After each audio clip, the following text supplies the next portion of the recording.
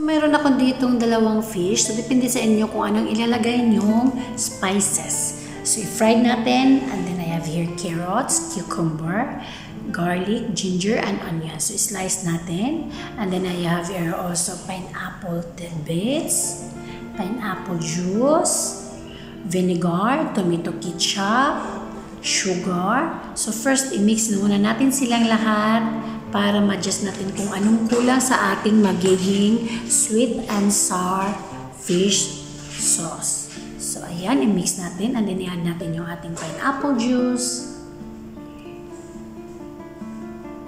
water, mix, mix, mix, and then mag-saute tayo ngayon sa ating garlic, onions,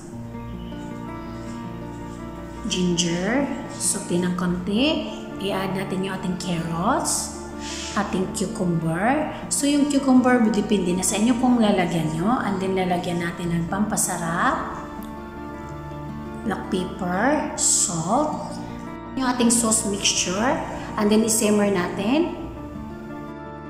So, ayan, ilalagay natin ngayon yung ating pineapple. Then, maglalagay tayo ng slurry para magiging malapot yung ating sweet and sour fish sauce.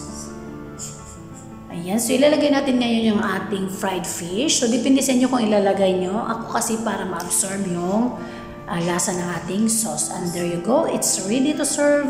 Thank you for watching. Bye!